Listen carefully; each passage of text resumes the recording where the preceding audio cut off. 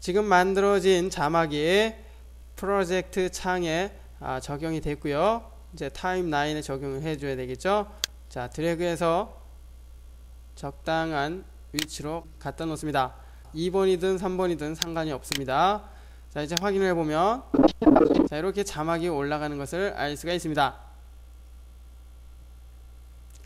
자, 영상이 정상적으로 진행이 되다가 정지가 된 다음부터 자막이 이렇게 올라가는데요. 정지되자마자 자막이 보이기 때문에 자, 다소 보기가 좋지 않습니다. 약간의 시간을 두고 올라가는 것이 좋겠죠. 자, 여기부터 자, 0.5초 동안에는 자막이 보이면 안 되겠죠. 자, 0.5초 뒤로 이동을 해주고요. 자, 여기부터 이제 자막이 올라가는 것이죠.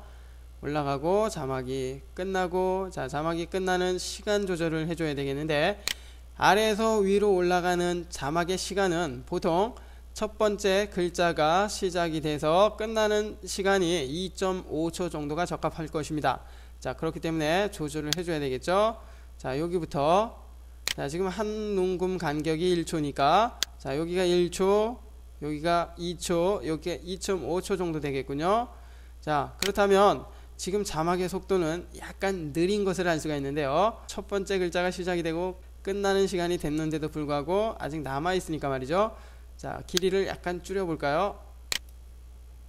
자, 그랬더니 조금 위로 올라왔는데 역시 조금 더 줄여줘야 되겠죠. 자, 아직도 보이는군요. 조금 더. 자, 이제 보이지가 않습니다. 자막이 흐르는 시간은 이제 어느 정도 된 것 같고요. 자막이 끝난 다음에 어느 정도 유지를 하다가 다시 정상적인 움직임이 연결이 되게 해줘야 되겠죠. 자, 그렇다면 지금 에디트 라인이 있는 이 시간대, 자, 조금만 더 가볼까요? 자, 0.5초. 이 시간대까지만 스틸 이미지가 사용이 되어야 될 것입니다. 자, 그렇다면 줄여줘야 되겠죠. 자, 줄여주고요. 잘려서 밀려났던 자, 이 소스를 자, 이렇게 드래그해서 붙여놓습니다. 자, 그러면 스틸 이미지가 끝나고 난 다음에 곧바로 다음 프레임, 즉 다음 화면이 계속해서 진행이 될 것입니다. 움직이다가 정지됐다가 자막이 올라갔다가 자, 자막이 끝난 다음에 다시 계속해서 플레이 되는 것을 알 수가 있습니다. 자, 엔딩 자막을 만들어 봤는데요. 자, 여기서 자, 몇 가지 더 손을 대야 될 부분이 있습니다. 장면이 정지되고 자막이 올라가는 것까지는 좋은데, 자, 보통 우리가 엔딩 자막을 보면은 정상적인 스틸 이미지까지는 똑같이 사용이 됩니다. 그렇지만 이 이미지의 모습이 약간의 크기가 변하면서 자막이 올라가는 모습을 종종 보는데요. 자, 가령 이렇게 사다리꼴 모양으로 바뀌는 그러한 장면을 종종 볼 것입니다. 자, 그러한 장면을 한번 만들어 볼까요? 이전에 프리미어를 사용했던 분들은 모션의 디스토션이라는 기능을 가지고 변형을 시켰는데요. 자, 이번 버전부터는 모션에서 그러한 모양을 만드는 것이 아니라 필터를 가지고 그러한 모양을 만들어 줘야 할 것입니다. 자, 만들기 위해서 이펙트 선택을 하고요. 비디오 이펙트, 디스토트 열어놓고, 자, 코너핀을 자, 드래그해서 스틸 이미지에 적용을 합니다. 자, 갖다가 그냥 그 위에 적용을 하면 되겠죠. 자, 적용이 됐습니다. 적용이 됐다는 표시로 해당되는 소스에 이렇게 보라색 라인이 하나 생기는데요. 이펙트가 적용이 됐다는 표시입니다. 적용이 됐고요. 자, 이제 이펙트 컨트롤 창에서 원하는 모양으로 변형을 시켜주면 되겠죠. 자, 해당 소스 선택을 하고요. 자, 그러면 어떻습니까? 자, 비디오 이펙트. 자, 목록이 하나 추가됐습니다. 코너핀 열어놓고요. 자, 코너핀을 선택을 합니다. 코너핀을 선택을 하니까 모니터 창에 4개의 코너핀이 생겼는데요. 이 코너핀을 드래그해서 원하는 모양으로 만들어 줄 수가 있는 것이죠. 그리고 또한 이펙트 컨트롤 창에 있는 자, 해당되는 파라미터의 수치를 조절을 해서 원하는 모양으로도 만들어 줄 수가 있습니다. 코너핀을 자, 이렇게 이동을 한다면 이렇듯 사다리꼴 모양, 입체적인 사다리꼴 모양으로 바뀌는 것을 알 수가 있는데요. 자, 여기서 우리가 키프레임을 이용을 해서 처음엔 정상적인 모습이었다가 이런 모양으로 바뀌는 애니메이션을 만들어 줘야 되는데요. 자, 그러기 위해서는 처음에는 이런 모양이 되면 안 되겠죠. 자, 컨트롤 Z, 컨트롤 Z. 자, 다시 원래대로 되돌아가고요. 자, 에디트 라인. 자, 에디트 라인을 해당되는 소스의 첫 번째 지점, 첫 지점으로 시작점으로 이동을 합니다. 자, 이동이 됐고요. 자, 타임라인 에디트 라인을 사용해도 되지만 이펙트 컨트롤 창 에디트 라인을 사용을 해도 됩니다. 참고하시고요. 제 생각에는 특정한 소스에 대해서 이러한 애니메이션을 만들어 줄 경우에는 이펙트 컨트롤 창을 사용을 하는 것이 좋을 것 같습니다. 자, 그렇지만 지금 너무 좁기 때문에 사용하는 게 조금 불편한 점이 있을 텐데요.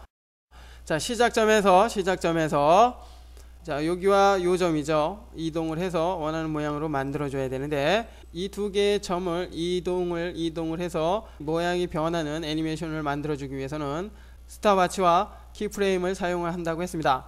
자, 그렇다면 해당되는 파라미터에 스탑워치를 활성화시켜 줘야 되겠죠.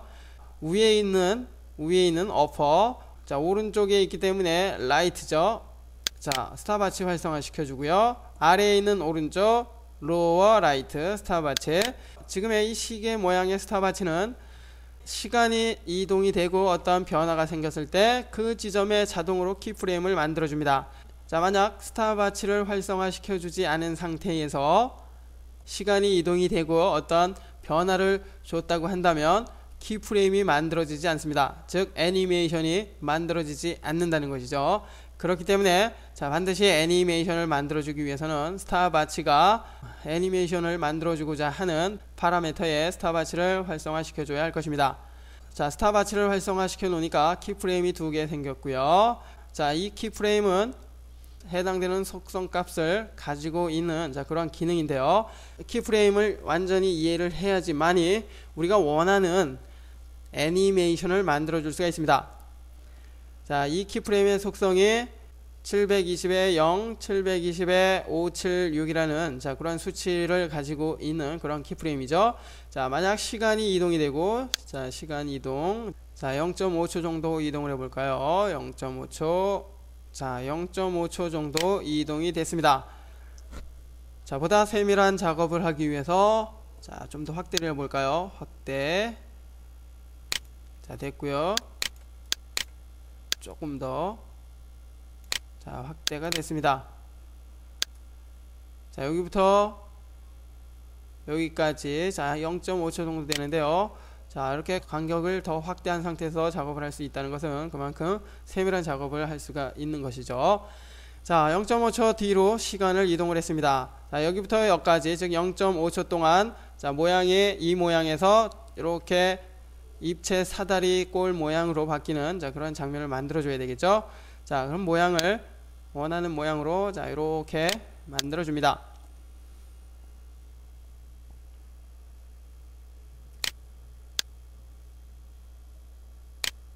자, 만들어 줬고요. 만들어 주니까 어떻습니까? 새로운 키프레임이 생겼습니다. 자, 이제 지금 만들어진 키프레임의 속성 즉 수치는 자, 어퍼라이트 자, 요 지점의 위치가 484와 183.8 그리고 아래에 있는 자, 요 수치가 492와 404.4가 됐습니다. 이전 수치와 달라졌다는 것이죠.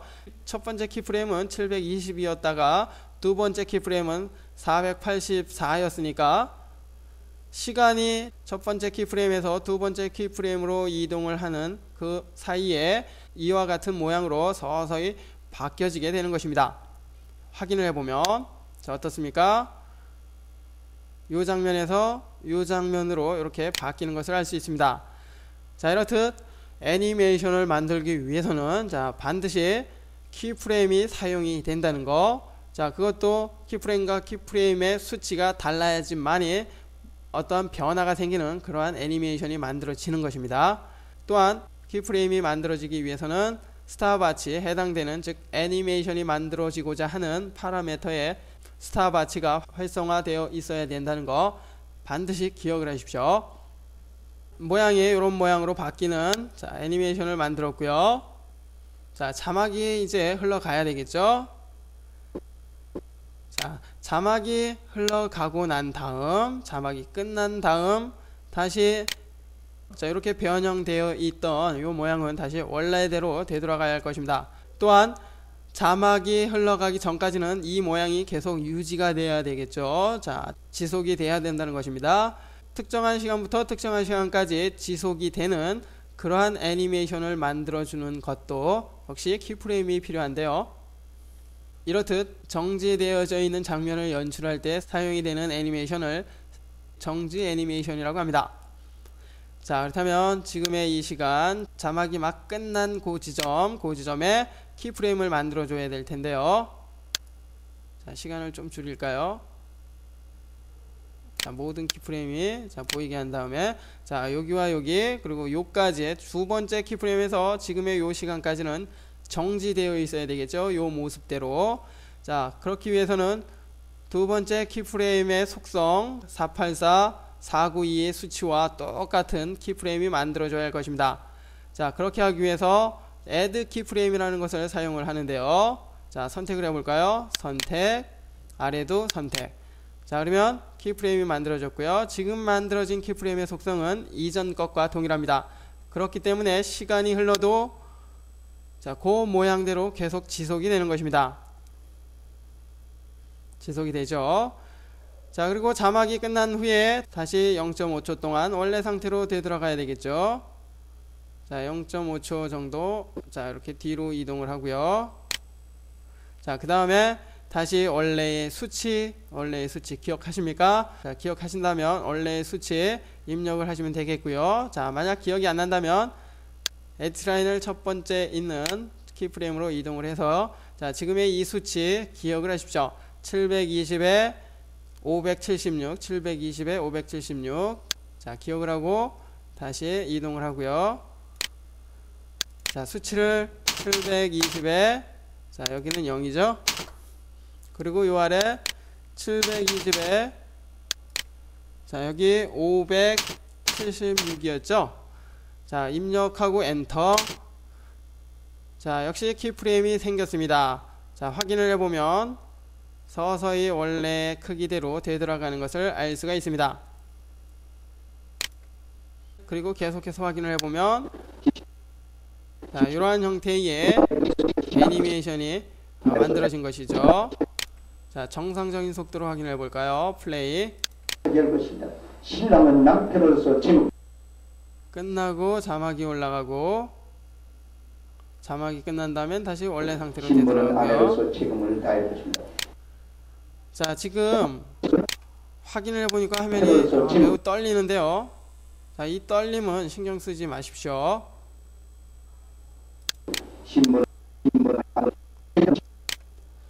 자, 이번 시간에는 이전 시간에 배운 타이틀 디자이너를 가지고 엔딩 자막을 만들어 봤는데요. 엔딩 자막을 만들면서 우리가 키프레임이라는 것을 배워봤습니다. 자, 이렇듯 키프레임은 원하는 움직임으로 만들어 줄 때 반드시 사용을 해야 하는 그러한 기능입니다. 자, 그렇기 때문에 키프레임에 대한 이해는 반드시 하고 넘어가야 할 것입니다.